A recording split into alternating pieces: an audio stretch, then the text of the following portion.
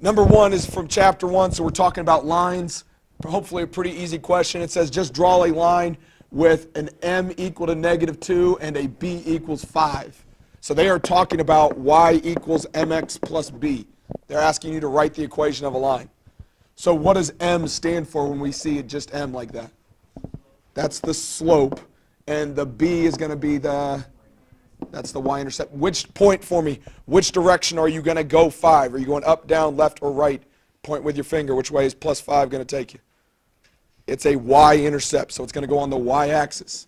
So I'm going right there to positive 5. Start with my y-intercept, and then this is my slope. If it's -2, it's -2 over 1. That's rise over run.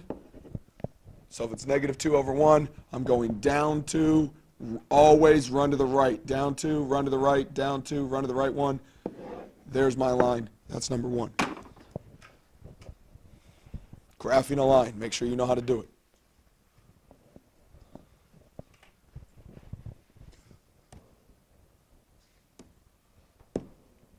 Number 2. Number 2 says graph 3y minus x equals 9.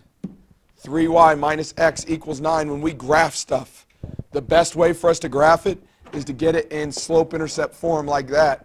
Over there, it's not in slope-intercept form. What can I do with 3y minus x equals 9 to get it by in? Yeah, sorry. Good.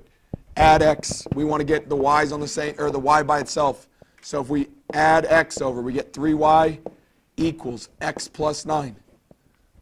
We're moving stuff over. We're trying to get y by itself. So I added x over. I'm still trying to get y by itself. So what else do I need to do here? We got to divide everything by 3. Everything by 3. That cancels. So I get y equals x over 3. That's like 1/3 x. And 9 over 3 is 3. Y equals 1/3 x plus 3. We had to get y by itself. Once we get y by itself, you can graph it. Do that without me, please. If I want to graph 1/3 x plus 3, Alexis, where am I going to start? Start at the 3, good. Start at the y-intercept, so you're going to start right there at 3. And then what? Up 1, that's a rise of 1, and a run of 3, and we're always run to the right. Up 1 over 3, up 1 over 3. Oh, that's a bad line, but you can see kind of where it's at. If I could write it on top. There we go. Questions on that one? Graphing lines so far. Hopefully we're good at graphing lines, or at least decent.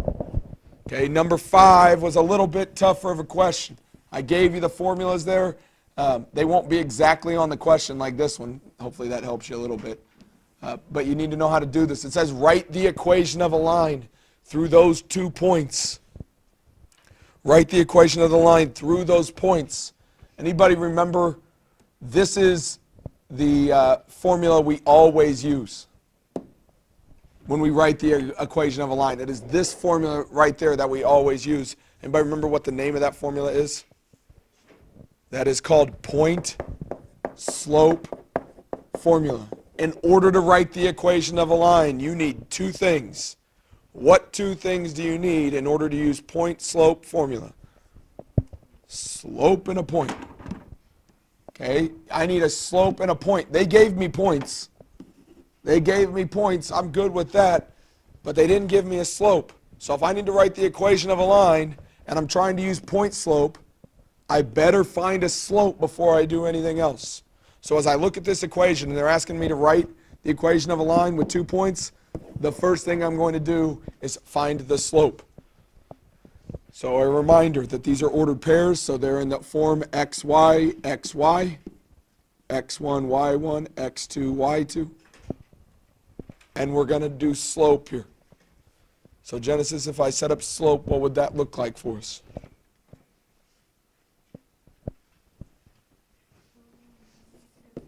Two minus 5, good. Y sub 2 minus y sub 1 over.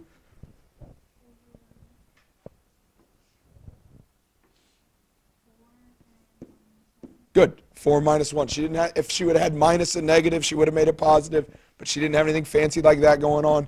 She's just subtracting across. 2 minus 5 is negative 3. 4 minus 1 is positive 3. Negative 3 over 3 is going to get me negative 1. We can reduce that and we want to. That right there is my slope. Okay, that's my slope. Once I've found my slope, then we're able to plug into that point slope formula. Remember when we plug into this, you're plugging in three numbers. You're plugging in whatever your point is, your x and your y, and you're going to plug in your slope. Well, I know my slope, it's that negative 1. It's going to go right there. Which point do I have to use up above?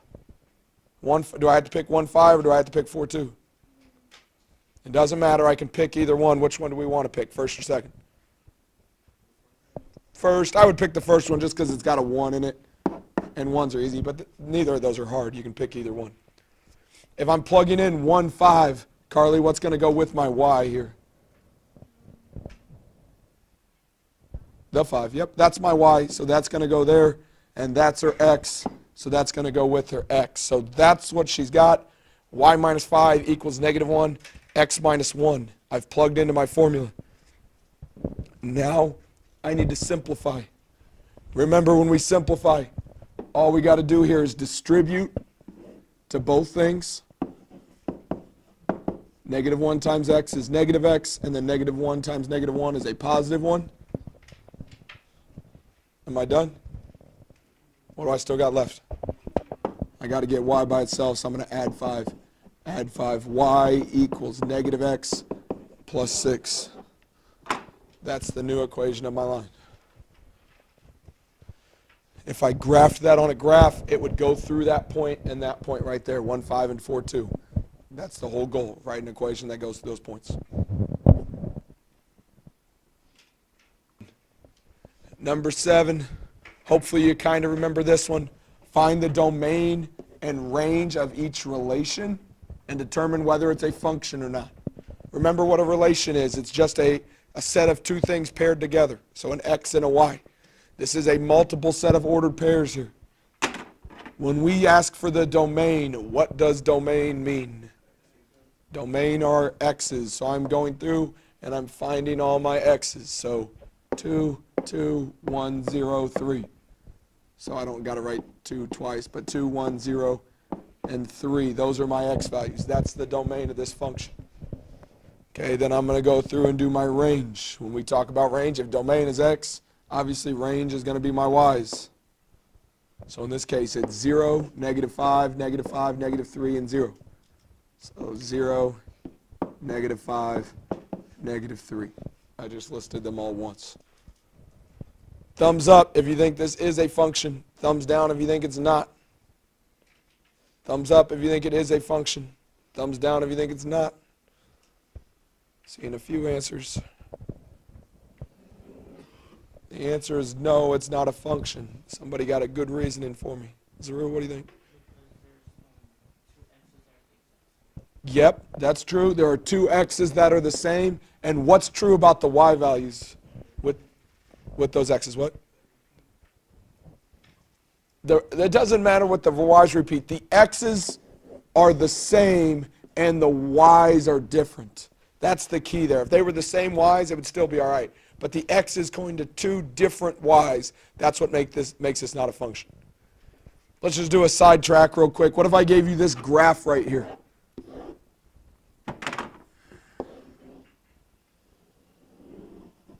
Is that graph right there? Thumbs up if you think that graph is a function. Thumbs down if it's not. Thumbs up if you think that is a function. Thumbs down if it's not. The answer is yes. Somebody give me a good answer as to why that is a function. Sergio? Vertical line test. Remember, that's how we look at a graph. If you drew a vertical line and you moved that vertical line across your graph, you're only touching it in one spot all the way across. If you wanted to say that I'm a liar and it touches in more than one spot there, you're probably right. But I was trying to draw it and that be a function. All right. There we go. That's done with Unit 1. That's about lines and some function stuff. Now in Chapter 2. Okay, Chapter 2 is all about systems. The word systems means you just have more than one equation, all right, or more than one inequality. Here I've got two equations. X plus 2y is 5, and 5x minus y is 3. Two equations and two variables. To solve this one, you can either use substitution or elimination. All right, when they're set up like this, when the x's and y's are stacked on top of each other, that is a problem you probably want to do elimination on. If you had a problem like this, if you had a problem like that, that one's set up better for substitution because it's telling you what y is, and you could plug that in. Okay, but this first one over here, it is set up better for elimination. Reminder of what you want to do. You are trying to multiply either one of those two equations by something that will allow you to eliminate a variable. We want to make them so they're opposites of each other so that they can cancel each other out. So x plus 2y is 5 and 5x minus y is 3. Which letter do you think is going to be easier to eliminate, x or y? I would say either are fine. I would say either are fine here. Both would be good. If I wanted to get rid of the x, this one's 5x. Can you multiply a 1x by something to get the opposite of 5? You would multiply it by -5, and that would work. You'd have to multiply by -5. I'm going to get rid of the y's just because. This is a 2. Could I multiply this by something to get the opposite of 2y? I would just multiply this whole thing by 2. I don't have to multiply by a negative because the y is already negative. So that makes it a little bit easier, but it doesn't really matter. I'm going to rewrite that first equation. X plus 2y is 5. And the second equation, I'm going to write with a 2 being multiplied to everything in that problem. So my problem is going to look like this now. 2 times 5 is 10x. 2 times -y is -2y. And 2 times 3 is 6. Once I've multiplied them together, they should be stacked on top of each other, and they should be able to cancel something. You want to be able to eliminate something if you're doing it right. Bless you. We're combining stuff together. X plus 10x is 11x. What's going to happen with my y's? Like I wanted them to. I want them to be eliminated. And then 5 plus 6 gets me 11. 11x equals 11. Now that I've gotten rid of a letter, now it's easy. Now I'm just getting x by itself. Divide by 11. Divide by 11. X is 1. That is one of my answers. X is 1. That's one of my answers. Once I have found one of my answers, I'm not done. What would I need to do now? Now that I've found one, what do I got to do? Plug it in. Which equation do you want to plug it into? The top one. Doesn't matter. It was her choice. She said the top one, so she's going to plug a 1 in there for x. So 1 plus 2y is 5. She's just plugging 1 in for x. You want to solve that thing now? What are you going to do there to solve it, I bet? Yep. -1, -1. 2y is 4. And then, good job. Divide by 2, divide by 2. That's her final answer. Y is 2. X is 1, y is 2. That is the solution. Okay, if you were to graph these two lines up here, if you were to put those on a graph and graph them, this spot, 1, 2, would be where those two lines cross. That's what we're trying to figure out. Where do those two lines intersect? Questions on 9. Elimination. Number 11, same idea. Don't let it be flustering to you just because there's words written. A reminder of what we're going to do here. It says the football team sold 1,500 tickets for the sectional game. Admission prices were $12 for adults and $6 for students. The total amount of collected at the athletic office was $16,200. We are setting up the equations and we're going to solve. Originally, I had given one of the equations. I just deleted it because I wanted to be able to write both of them. A reminder of what we're doing with these types of story problems. They are set up that there are two things that you're trying to balance. As you look at this problem, what are the two things that we need to balance in this problem? Adults, there's two types. There's adults and there are students. That is the key to this problem. So a reminder, the first thing we always want to do is make x equal to something and y equal to something. Technically, you could say A equals adults and S equals students. What did we do? I don't even remember now. I teach all these different things. Did we use X and Y or did we say A and S? A and S, let's use A and S then. That's fine. It doesn't matter. A equals adult and S equals students. It doesn't matter what you use. I just want to make it easy. So adults and students. Cool. We've got two variables. Those are the two things I'm trying to find out. The other thing we want to look for are totals. So as I read through that problem, what totals are being given here? There should be two. Tickets, 1,500 total tickets, and the total amount was $16.20. So I'm going to make two equations that are equal to that.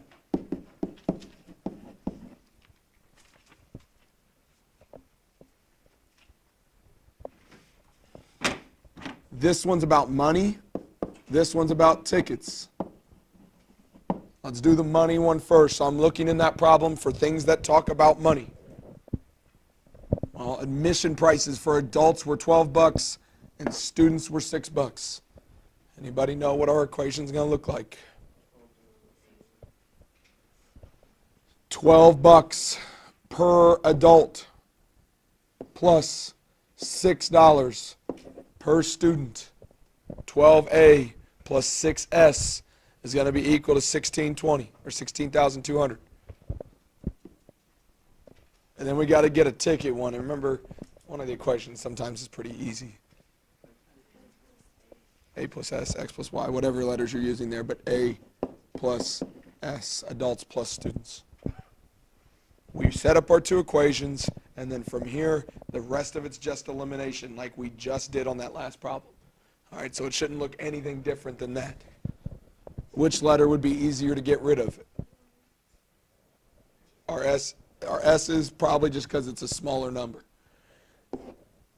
So I want to multiply by something. If we want to get rid of S's, somebody said get rid of S's, so let's get rid of S's. This one says 6S. Tavon, what do I want to multiply that bottom equation by then to get rid of the S's? -6. Good. He wants it to be the opposite of +6, so -6 times S gets him -6S. We're rewriting equations to start, so I'm just going to rewrite this one. This equation didn't change. 12A plus 6S equals 16,200. That one's the same. This one is different. I'm distributing in that -6. So it's -6A minus 6S equals, 1,500 times 6. -9,000, thank you. -9,000. We're putting them together. 12A minus 6A is 6A. The S's cancel like I hoped they would. And 1620 minus 9 grand. 1,000 what? 1,200. Yeah, 7,000. All right, good. 7,200. To finish that thing, that's a calculator issue. But when we solve this thing, divide by 6, that's going to cancel 1,200. That is 1,200A, so 1,200 adults went to the game. If there were 1,500 tickets sold, how many students went to the game? Just subtract, it's 300.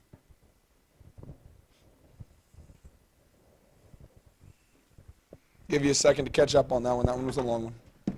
Let's go to number 14. We're skipping the other one. Number 13 is pretty easy. I'd rather do 14, which is a little bit harder. We are graphing the system of linear inequalities. When it's an inequality, remember when there's a less than or a greater than sign, we're doing solid or dashed lines, and we're shading either above or below the line. So it's been a minute since we've done that. Let's remind ourselves. Y is less than 5x plus 1. That is just a line. To graph that, it's in the form y equals mx plus b. So I'm going to add 1. The positive 1 takes me up 1. The 5 is my slope. So I'm 1, 2, 3, 4, 5 over 1. There's my line. And then remember what we need to do when we make this line. Am I going to make a solid line here, or am I going to make a dashed line through those dots? When do I make it? When would I make a solid line with an inequality? Yeah, if it were equal to, if it were greater than or equal to, or less than or equal to, we would do dashed or do solid. But here, since it's a dashed line, we are drawing, or no solid line, we're going to draw a dashed line there. There's that graph right there. I'm making that dashed line across my graph. Remember the other thing we do when we do an inequality, we are looking to see where I need to shade. And the key to that is, what is this sign right here? That sign, it looks like this. That sign, is that a less than sign, or is that a greater than sign? That's the key. And remember this, the easy trick if we're struggling with that. How many dots? If I put a dot on all these parts, 1, 2, 3. Which side has less? Does this side have less or a greater amount of dots than that side? It's less. So this sign right here is a less than sign. Okay, that's a less than sign. If it's a less than sign, when you think less, do you think you're going to shade above that line or below if it's less? Below. So I am shading under that line, which means I'm going to shade over here. That is below that line. That is the less than part.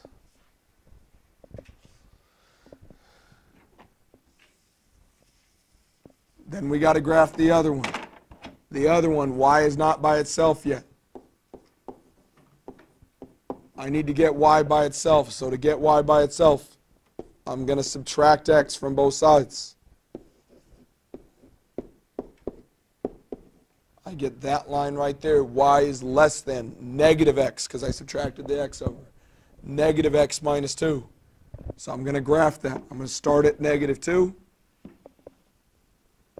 And I'm going negative 1. So I'm going down 1 over 1, down 1 over 1, down 1 over 1, and so on. Solid or dashed line here. We're doing a dashed line. Again, there's no greater than sign underneath.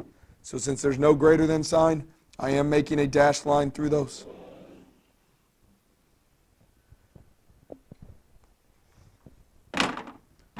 The last thing we got to do is shade. Look at that sign right here. That sign right there. Give me a thumbs up if you think that sign is telling you to shade above that line. Give me a thumbs down if you think it's telling you to shade below that line. Is that a greater than sign or a less than sign? Thumbs up or thumbs down? That is a less than sign, so you should be shading below it. So I'm going to shade underneath that line. So my final answer is where they're both shaded. That's this region right here. That's the part you're looking for.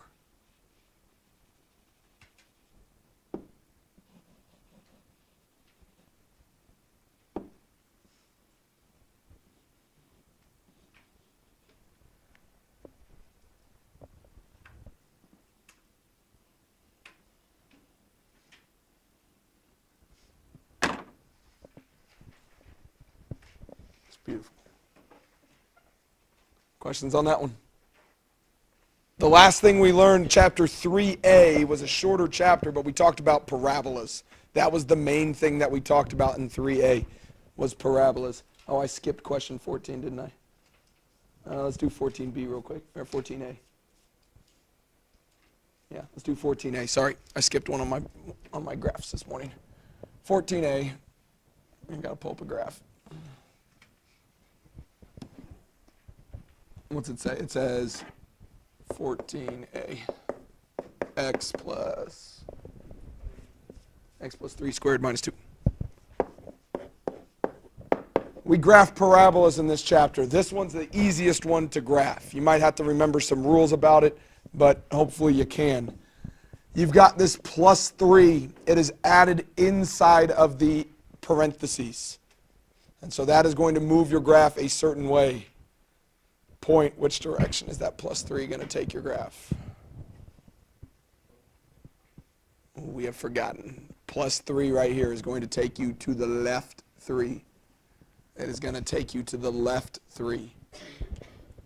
That minus 2 right there, since it's tagged on the end, or when it's with my x, we do the opposite of what it says. So if it says plus 3, that's really taking me left 3. That minus 2 is taking me down 2. So it's going to look like this. I'm going left 3, 1, 2, 3, down 2. That right there is my starting point for my parabola. It is my vertex. You've forgotten, just remind yourself. Left 3, down 2, that's the starting point. It's a parabola. I know it's a parabola because it's squared. All x squared stuff is going to get me a parabola. What is the pattern we always use when we deal with parabolas? 1, 3, 5. And so from this dot right here, we are making that U parabola shape. I'm going to go from that dot. I'm going to go up 1 over 1, up 3 over 1, up 5. I ran out of space, so 1 and 3 are fine. That should be the shape I'm getting there. Plus 3 squared minus 2. The plus 3 takes me left. The minus 2 takes me down.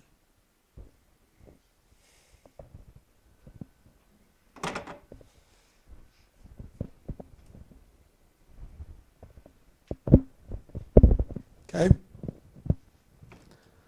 Last one was this one right here. The profit from selling past football tickets. Man, there's too many football questions, sorry. Football tickets depends on the ticket price. Using past receipts, we can find that profits can be modeled by that equation, where X is the price in tickets. So it's a negative parabola. So it's giving you this shape right here. Here's why. The cheaper tickets are, the more people are going to go to the game and the more money you're going to make. But the more expensive you make tickets, you're going to make less money because there's less people going to the game. That's why it's a negative x squared equation. Find the ticket price that would give the school a maximum profit. I want to know, what should I sell my tickets at, because that's going to make us the most money. Remember, the way we do that is we are using that formula, x equals negative b over 2a. That right there gives you the x value of the vertex of your parabola. It tells you that top point in that parabola. So if I use that formula right there, it's going to help me out. It says negative b over 2a. What can I do to, or what is my b going to be in this problem? What's my b going to be? This thing right here, remember, it's a, b, c. So it's negative 600 divided by 2 times a. It's negative 600 divided by negative 2 times 15, or 2 times negative 15. I type that into my calculator. I hit enter. Find the ticket price that would give you the best thing. When I type that into my calculator, I get 20. 20 bucks is what the price should be in order to make the most money. You're making a lot of money on tickets. Probably not a sold out crowd if it's 20 bucks. Probably kids don't want to pay 20 bucks, but you're going to make money for those that do go. If this is what you should sell the tickets at, how can I figure out what my maximum profit is? How can I figure out how much money I'm going to make? Remember, this equation up here is a profit equation. If 20 is the X value that I should sell my tickets at, how am I going to find the profit? Plug it in for X. It's just going to look like this. Negative 15 squared plus 600 plus 60. All you're doing is whatever value you found, plug it in. Type it into your calculator and hit enter. So on this one,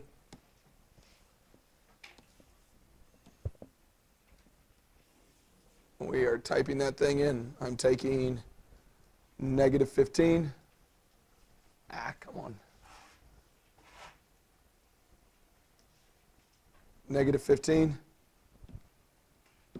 Parentheses, 20, parentheses squared, plus 600 times 20, plus 60. Hit enter. What's the maximum profit we can make? $6,060. That's it. That's the most money you can make. That is not the whole test. That is the first half. There are some things that you have forgotten. You got to start remembering. We're going to do tons and tons of review in the next 5 days, but you got to be here and you got to be focused. Questions?